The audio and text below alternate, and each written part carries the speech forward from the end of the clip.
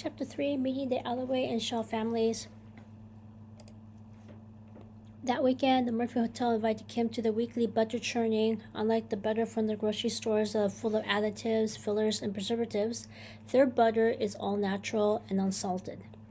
As a result, they have to churn new butter every few days. Kim did more than her best to help out. However, after a few churns, she needed a break. She apologized. When school resumed, she asked the physical education department to let her use their equipment. She paid the late fee. She started strength training. Much to her relief, she quickly gained some arm and hand strength as well as core and back muscles to help with butter churning in a few weeks' time. To prepare her to meet the Allaway and Shaw families, she resumed going to the Catholic Church with Trey. There, Trey formally introduced Kim to his extended family. One of them owned and operated the Murphy Pharmacy. Unlike the corporate-owned and operated pharmacies of her former hometown, he knows each and every customer by name and family. Before he fills each prescription, he asks hard questions about whether or not the medicine is right for their patient.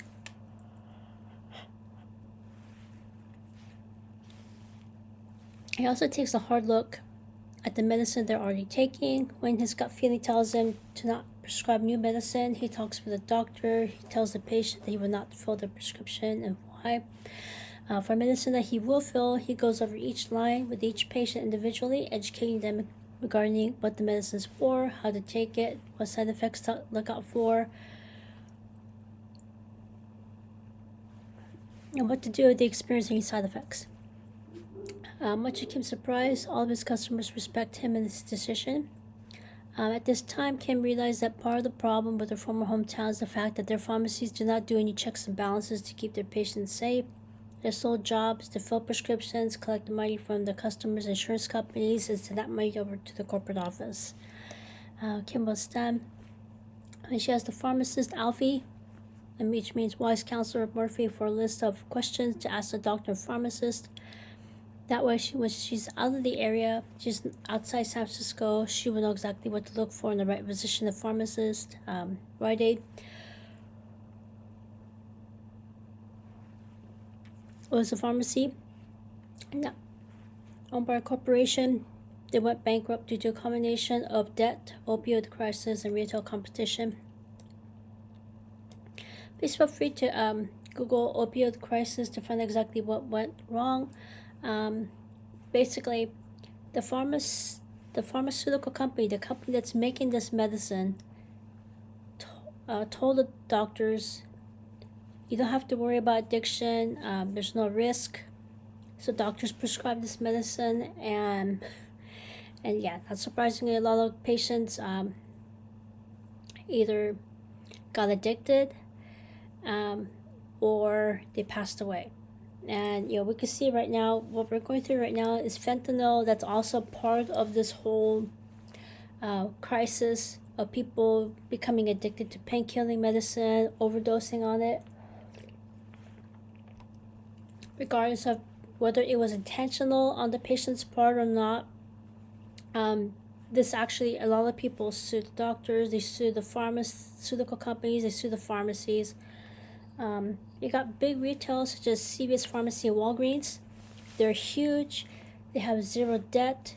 They were able to pay whatever penalties that the court system told them you have to pay this. But Rite Aid, they already had, before this, they already had a lot of debt. So when the crisis hit and they were sued and they lost the lawsuit, they couldn't pay, obviously, because they're already in debt. So they went out of business. They went bankrupt. So questions to ask.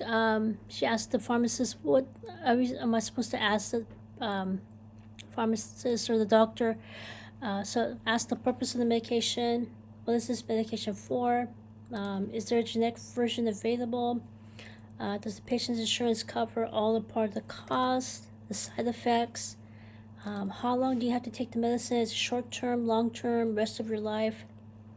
And necessity. Is it really necessary to take this medicine? Is there no other option here? So keep that in mind. Also, She will spend the next 3 years with Trey. They spent one weekend taking a road trip to the Monterey Bay area. Part of the reason was to see how the earthquake affected them compared to San Francisco. They found out that Santa Cruz was the hardest hit south of the Bay Area. The entire downtown was fenced off. When they got to the place where 2 people lost their lives in a local coffee shop, they took off their baseball caps and prayed. They ate lunch at a Japanese restaurant that wasn't damaged and stayed open. One part of the Santa Cruz Beach Boardwalk, this is the world famous boardwalk. One part of it was damaged. Granted, it was already slated to be demolished before the earthquake, so the earthquake actually, air quotes, helped them with the demolition work.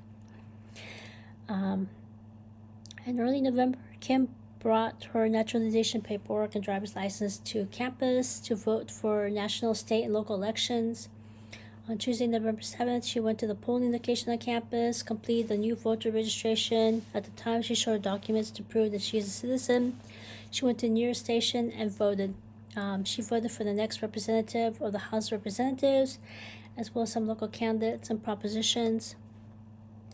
Although some propositions did admit that it would cost taxpayers more money if it passes, other propositions did not mention how much it will cost taxpayers.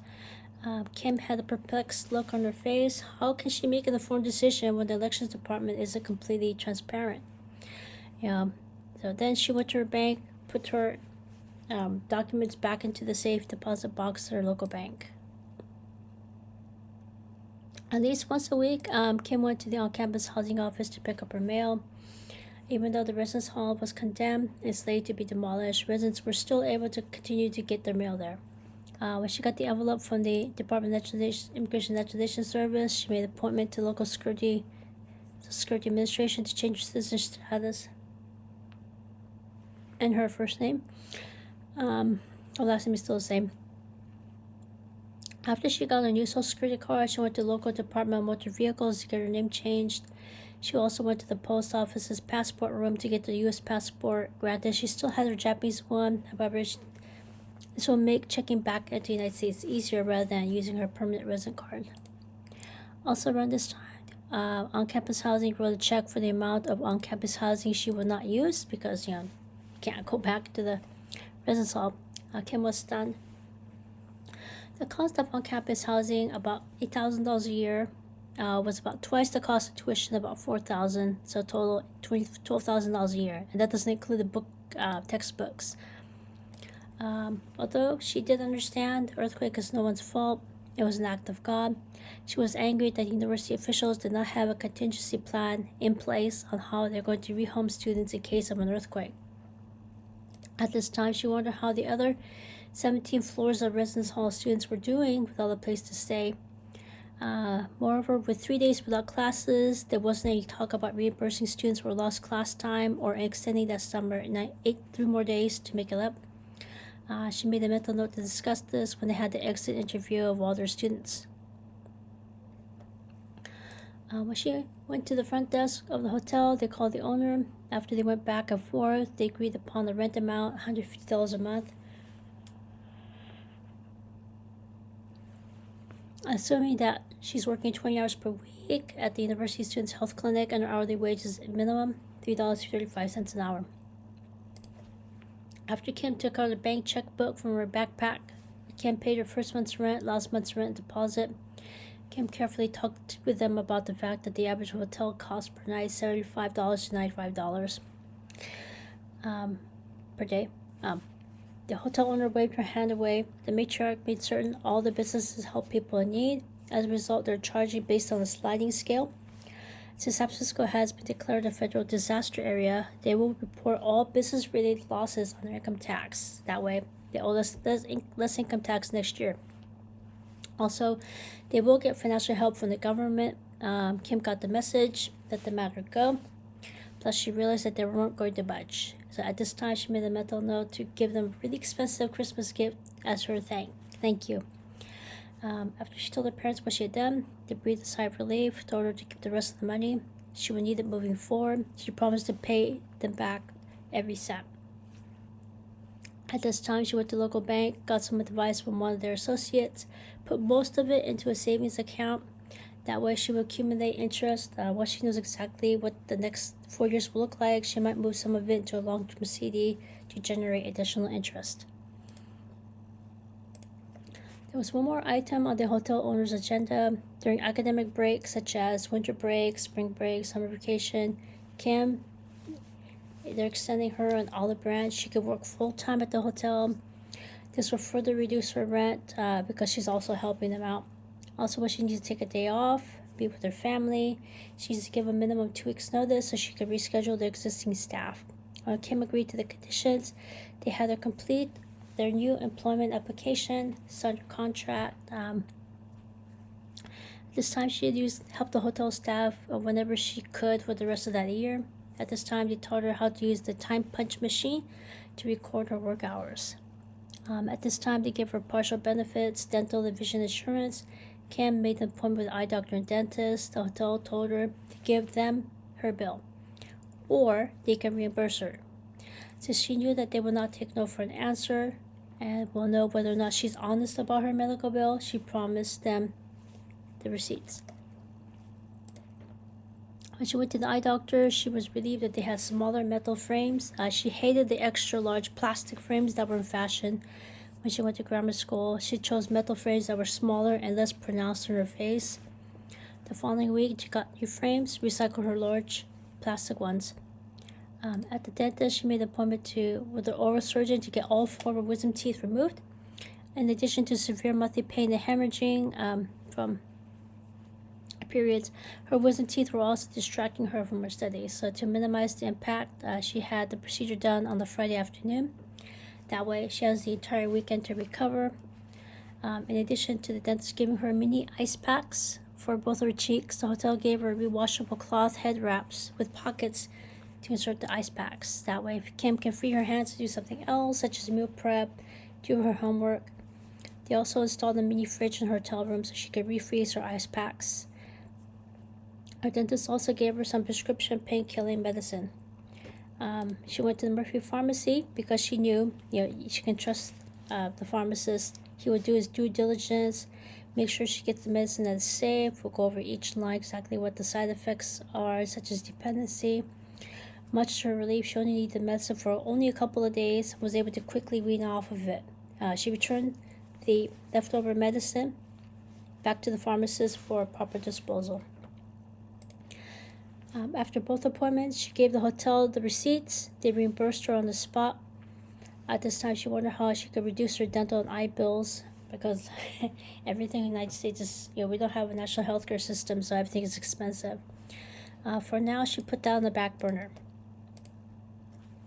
Before Kim could settle into the new normal, it was Thanksgiving. The day before, Peter and his friends arrived from the private university in Southern California to spend the weekend in San Francisco. At this time, Peter gave Kim a present. She immediately apologized, saying she doesn't have anything for him. He waved his hand away. The present had a scent that was a combination of vanilla and sandalwood. She immediately knew which store he patronized, Pier 1 Imports. She always window shopped there in her former hometown. When she told him that he didn't need to go to a fancy department store, he shook his head. They sell handmade arts and crafts from various countries in Southeast Asia, Latin America, and so on at a discounted price. Kim was in awe. When she opened it, it was a wooden advent calendar. After he gave her instructions on how to use it, she made a mental note to open one door for each day in December, from the first day to the 25th day. She loved it. Before he returned to Southern California, she gave him a gift card to the local Sam Goody store. It's a music store with a listening station where you can listen to the album before you buy the music CD. Much to her relief, there was music that he wanted to buy, and this gift card was perfect. Kim smiled gently. Author's note, sadly, both retail stores went out of business. And you can Google exactly what happened to Pier 1 Imports and Sam Goody on your own time. So Kim already had her apron on and was busy in the kitchen at the hotel helping the family prepare the Thanksgiving meal. Not surprisingly, Emma did not set foot in the kitchen. Long before then, Kim already gave up on her sister, turned her feelings off so it won't affect her ability to help the kitchen staff. Her mom quickly found an apron, helped out as well. This was foreign to both of them since her mom's from Japan and only made Japanese cuisine. However, they had quickly found a workstation, got a quick training on how to prepare their part of the meal. Kim was stunned at how quietly the kitchen was, as well as how quickly and smoothly the entire meal was prepared. At this time,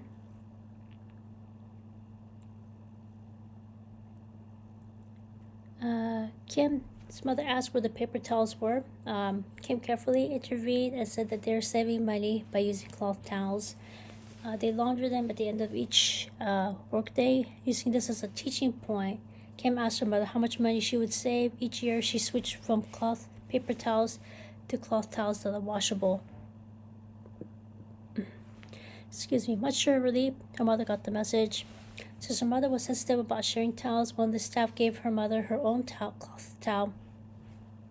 When her mother thanked the staff nodded. By noon, the food was ready to be moved to the banquet room. The men helped with the heavier items such as the turkey.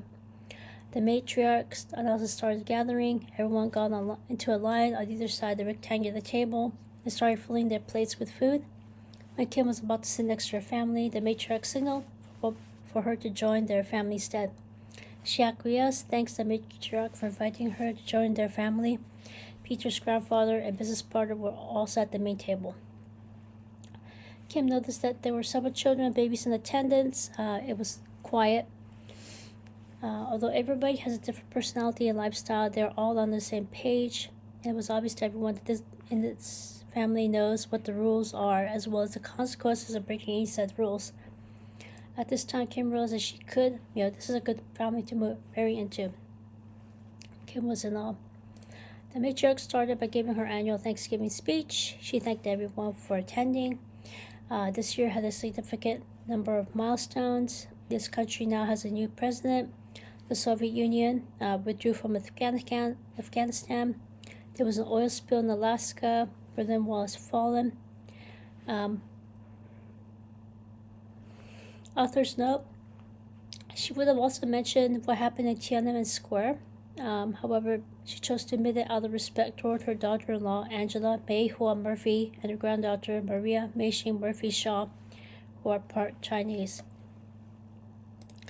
After a brief pause where she composed herself, she talked about her experience in that year's earthquake.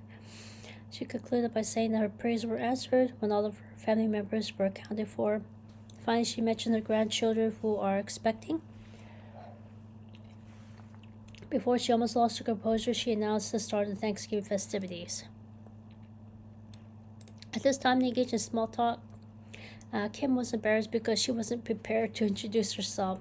Moreover, she wasn't at the point in her life where she knew what career she wanted to go into. So she gave them a brief bio of her life. Both of her parents are from Japan. Kim is also born in Japan. About a year later, she and her mother moved to California. A few years after that, her younger sister was born in this country. It was a difficult birth and there were complications. One of the complications was heavy hemorrhaging. The doctor prescribed birth control pills. Back then, those pills were at full dosage. That led Kim to want to learn more about this country's healthcare system. Authors note, Japan took several years before they allowed doctors to prescribe birth control pills to their patients. Also, women are allowed to use these pills only to manage severe symptoms related to menstruation only, not birth control. So in sharp contrast, her aunts had their babies at their grandmother's house in Japan with the help of a midwife. None of them had any complications, no medicines, obviously. So her major is in public health. Her plans for a senior project will be about the differences between how Japan treats women who are going through childbirth versus the United States. Since she wrote on her application for admission that she also plays the piano, she's also majoring in music with a concentration in piano as well. Mr. Alistair Rory Allaway and his business partner, Mr. Duncan Hamish Shaw, were in awe. At this time, Mr. Allaway introduced himself. He was born in Glasgow, Scotland, 1907. One of his aunts created works of art that were inspired by the 1902 Anglo-Japanese alliance. 5 years later, He and his childhood friend Duncan were born. 1929, they graduated from the University of Glasgow. After they married their respective wives, they set sail from Scotland to New York City, Ellis Island, to start their new career and their new life, a new country. So they settled in the Harlem district. They started a company that connects small businesses in Scotland with small businesses in New York City. The Great Depression started late that year. Their big break happened. I came across a Scottish society that was founded back in 1756. All of a sudden, they connected with other expats who helped connect them with other small businesses. Over the next 6 decades, they had sons who started satellite offices of the company in other countries. Duncan's son, Duncan Shaw, they have offices in Brisbane, Australia, Bonn, former West Germany, Glasgow, London, UK, Paris, France, Ottawa, Canada. Alastair's sons, Allaway, his son started offices in Hong Kong, Seoul, South Korea, Singapore City in Singapore, Taiwan, and Tokyo, Japan. His daughter works for the Bank of New York. At this time, he opened the floor to the Murphy family. One by one, they introduced themselves to Kim. With each person, Kim gave them some advice. One of her classes, she was preparing a term paper about Proposition 65. She focused on how resins used to make plastic products might harm a person's health. From her research, she started a letter writing campaign to manufacturers asking them whether or not they have considered using plastic products that do not contain bisphenol A and phthalates. She's doing the same for cosmetics companies, department stores. Remember, the Murphy family owns and operates a grocery store. They too will contact their suppliers, ask which of their products contain these resins, and ask them to consider using an alternate. Another member of the Murphy family runs a garment making factory. They said they'll do the same thing too. They'll ask. And the Murphy family, who operates a construction company, also said they'll also ask their suppliers.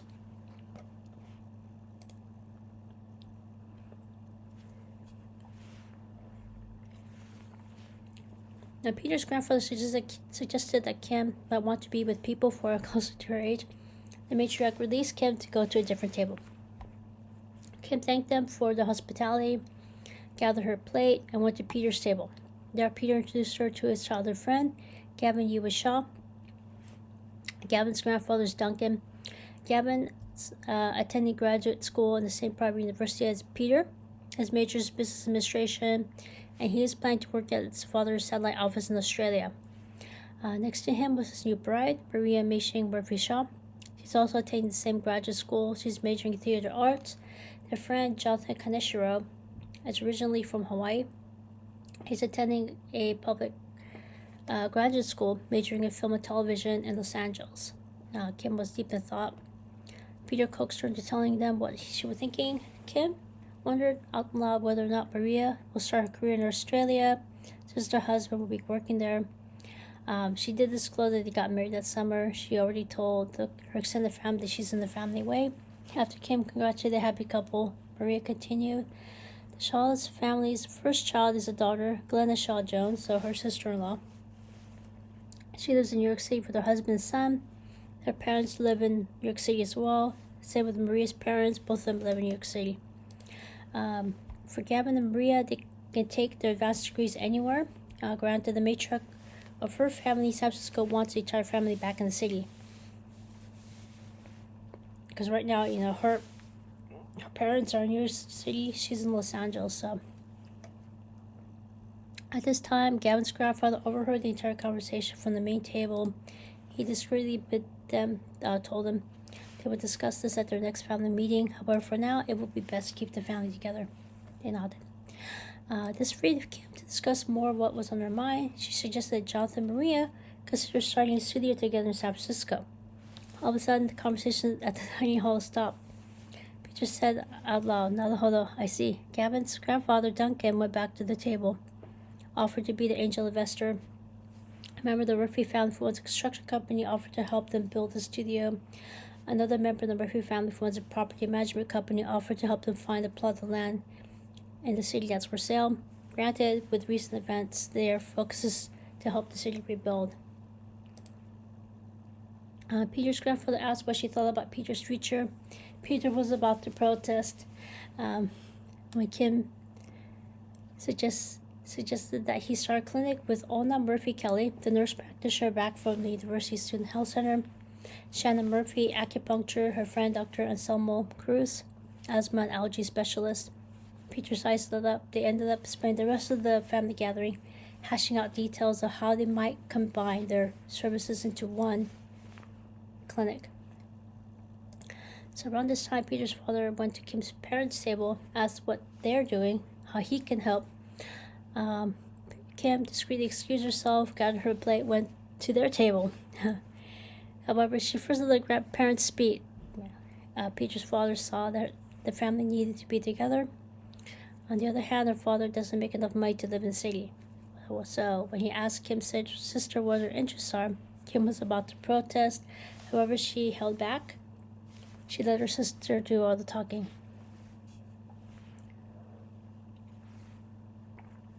Emma says she loves Mr. Rogers' neighborhood, the Muppet, Sesame Street.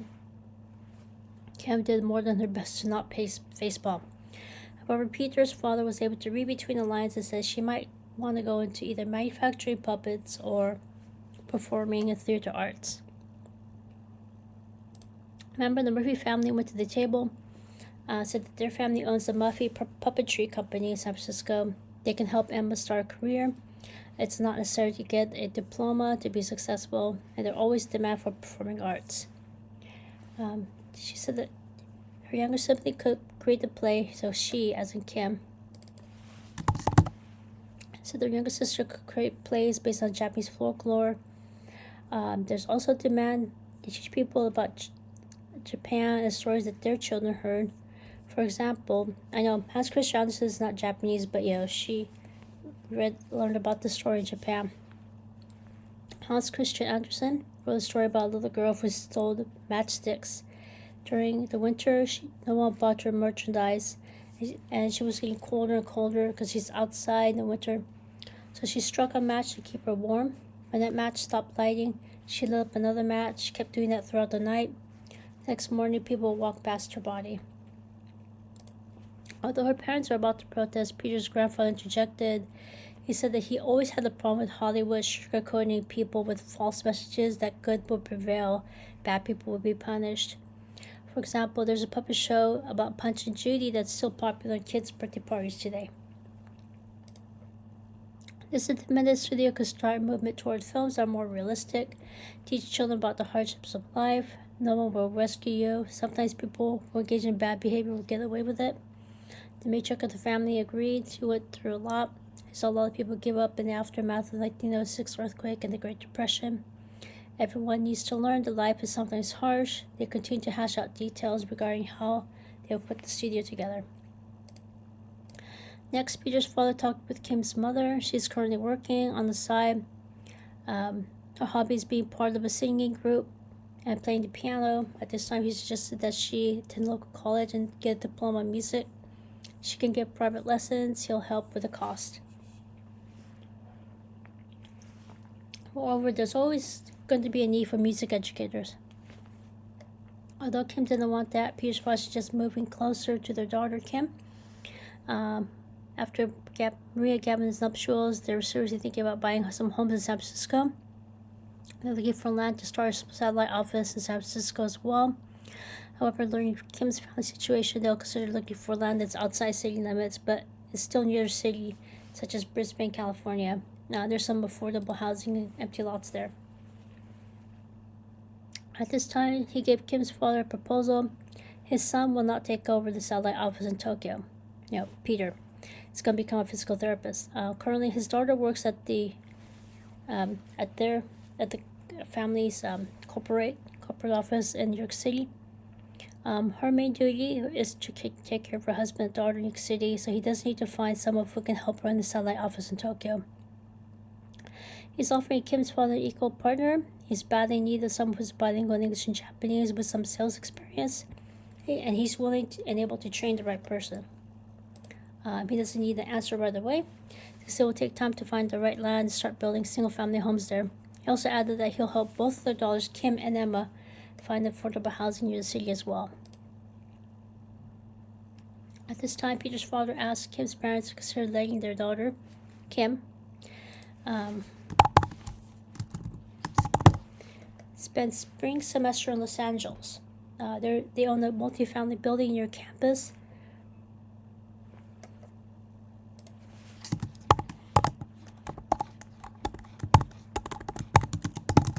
This is the private university. His son lives and his friends live there. There's always someone there at the building at all times. And it will give Kim more knowledge and experience in her field of study. Since she'll be a university exchange student, her tuition will be the same as if she stayed in San Francisco. Much to everyone's relief, her father accepted. Peter was over the moon without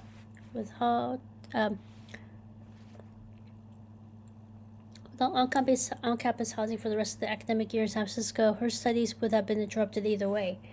With Peter's father's proposal, she can continue studying. Moreover, the course at the private university she takes in Los Angeles will give her an advantage over her classmates in San Francisco. Those courses will be transferable to her university. She will learn more about Peter and his friends.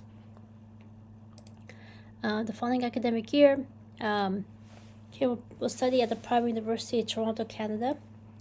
Mr. Duncan Shaw has a satellite office in nearby Ottawa. They own a home in Toronto near campus. Kim can study and live there.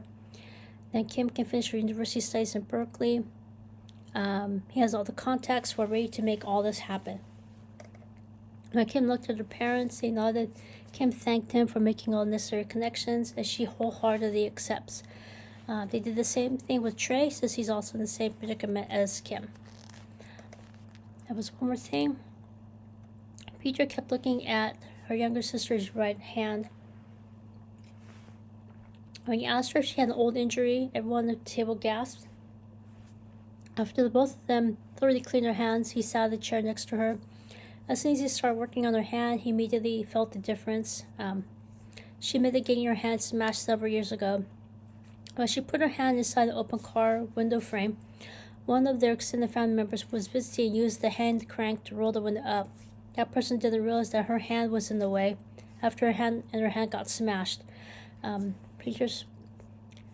Peter gave her first treatment, he told her that she would need more treatment because he felt a lot of adhesions and nerve damage there. Next, Peter looked at Kim's right hand. He was stunned. Both sisters have an old injury in their right hand. Kim blushed and admitted that she injured it when she was cutting some fruit several years prior. Although Peter was concerned that both of them are clumsy, he offered to treat Kim as well. After Kim thoroughly washed her hands, she returned to her chair. He stepped to work, same as her younger sister. He immediately found a relief. He said that she'll need more work done, since he also found several adhesions deep inside her hand. Our parents didn't need it convincing. They saw that there's something special about the Allaway family. Moreover, they're not in the position to refuse. As long as they stay in their hometown, they'll be dead in life, continue to live paycheck to paycheck. When they move to San Francisco, they have the potential to earn more than enough money to retire. There was one more thing that happened at the Thanksgiving gathering. The matriarch asked Scott Law when her granddaughter Shannon and Dr. Cruz will finally get married. Shannon blushed. Dr. Cruz was stunned. He thought that he was on more than his best behavior. Because he knows that her grandmother's watching. So after dinner, Kim's parents and younger sister excused themselves. Peter and his father discreetly pulled Kim aside. At the hotel's conference room, Peter's father asked a lot of questions. It made sense. He needs to hear from Kim exactly what she sees as going on. In a nutshell, she asked them, what will companies do when nobody notices that one worker isn't doing any work? They don't notice that one worker will cause the entire company's downfall.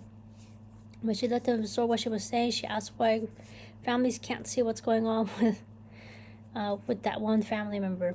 Why are those families unable to see that they have a family member who will be that family's downfall?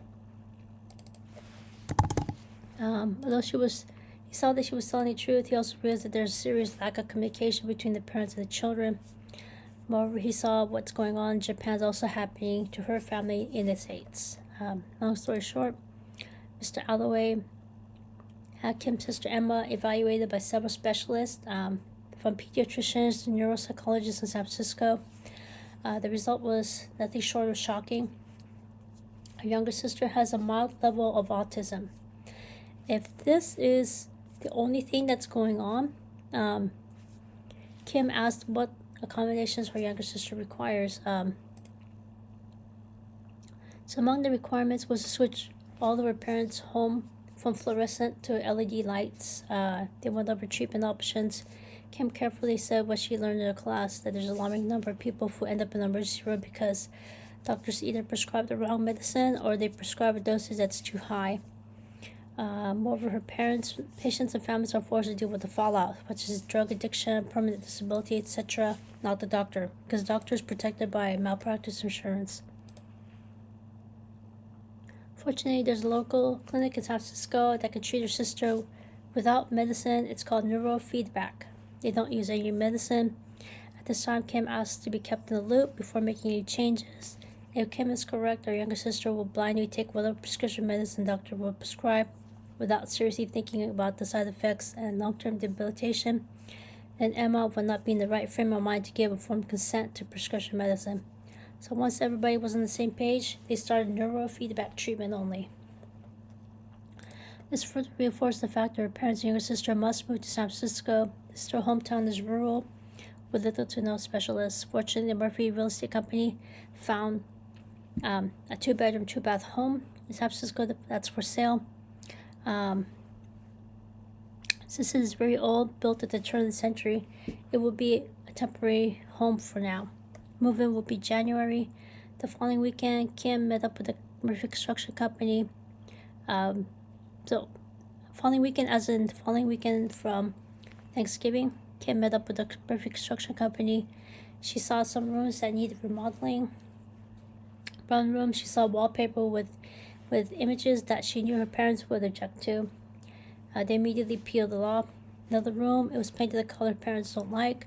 They repainted that wall with a neutral color. In all the rooms, she asked if they could replace all the single-pane windows into a double-pane one.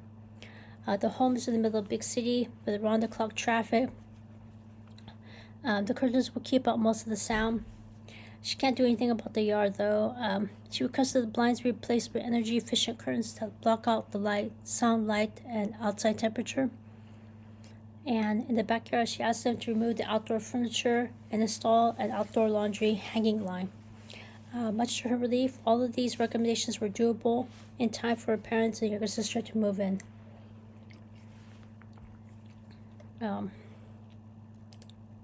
Also around this time,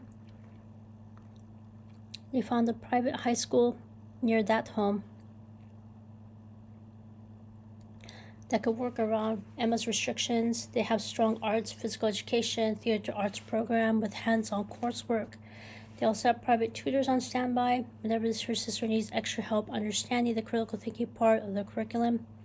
Mr. Allaway will help with the costs as Emma is in public school at the time. Also with Kim, with the parents' full support, carefully and calmly made sure Emma clearly understands this new diagnosis does not mean that Emma can use this as an excuse, fail classes, drop out, quit her job, not look for another job, free those off of their parents. Emma must do whatever is required for her to graduate on time, stay employed. Much to her relief, Emma got the message. There was one other development. The Allaway family found an empty plot of land, about 1 acre, in nearby Brisbane, California.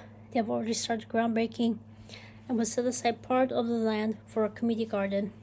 They're currently working with the Murphy Landscaping Company about the feasibility of moving as much of her parents' garden to his new location.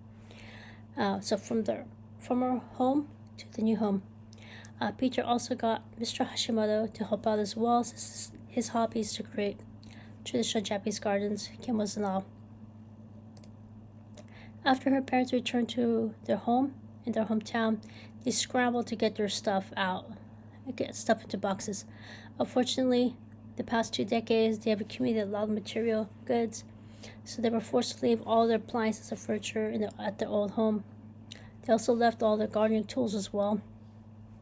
They only brought personal effects such as clothing, dinnerware, silverware, including documents. The Murphy family quickly sorted the stuff that was left behind and donated as much of it as they could before they sold the home.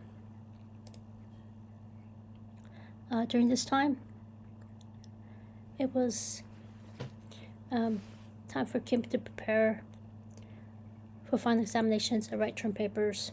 It was times like these when Kim wished public schools did more to help students prepare for the university. Granted, only about 50% of her high school classmates went to college, so that would have been a waste. And obviously her parents weren't in any financial condition to pay for a private college preparatory high school. They barely made the ends meet, with both of them working full-time with a paid hobby on the side. So everything was riding on Kim to do whatever it takes to pass all of her classes and graduate on time. For her public health class, she wrote a term paper on the fact that immigrants do not have a patient advocate assigned to them to teach them how this country's healthcare system works. And she used her mother as a prime example. First, her younger sister was born in this country. Nobody educated her about the potential risk of having a baby in the hospital. Excuse me.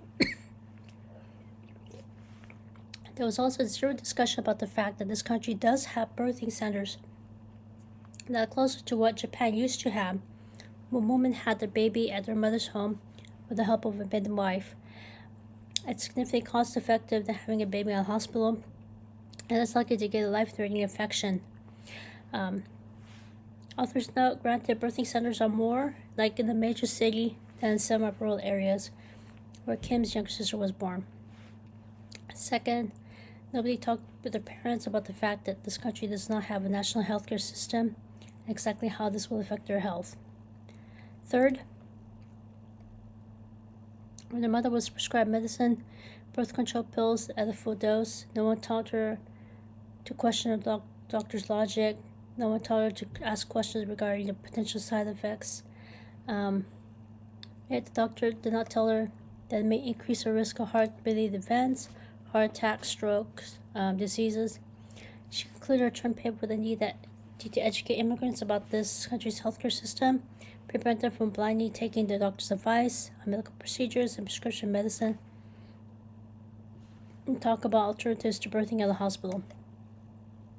By educating immigrants before the first doctor's appointment and hospitalization, this will decrease the risk that they will have long-term health effects that will cost taxpayers even more money and have long-term negative impact on their health and quality of life later on. So as soon as she completed the last of her final examinations, she gave her parents Peter's landline telephone number and address in Southern California in case they need to get a hold of her. Before she left campus, she organized a meeting between the displaced students and the on-campus housing administration. She also notified the student health clinic about their last day of work and that she won't return the following semester. She used this opportunity to thank them for giving her the privilege to work at their clinic. At this time, they wished her luck, threw her a good luck / holiday party at the last day of final exams. So she knew that she's not the only one who was disappointed by the lack of preparation for an earthquake. She started a dialogue. She began by carefully thanking them for offering them on-campus housing, carefully stated everything they did correctly, including keeping students safe, allow only a few students to gather their belongings at a time.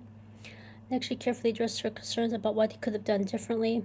This included putting together an action plan for rehoming students in case of an earthquake.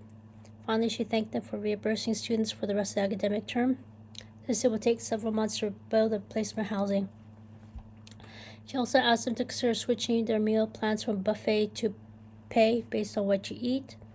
That way there's less food waste. She also asked them to consider certified organic fresh produce rather than the kind they're purchasing that's grown with chemical pesticides and fertilizer. She also asked them to consider having their maintenance staff use less toxic chemicals on their campus lawn. At this time, she opened the floor to her dorm mates Not surprisingly, they were not as diplomatic as Kim and used most of the meeting venting their anger and their frustration. Later on, she learned that some students from a public university nearby Santa Cruz were also displaced and slept outside for a few nights.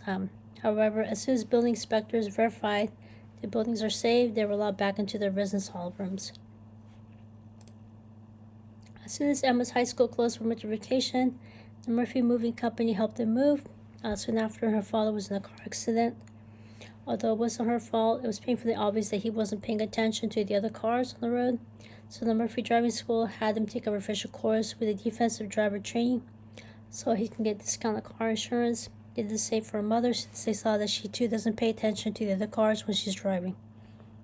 Okay. So, questions, comments, constructive criticisms, ask for clarification, let me know. And next video, I'll talk about Chapter 4, the holidays. See ya. Take care.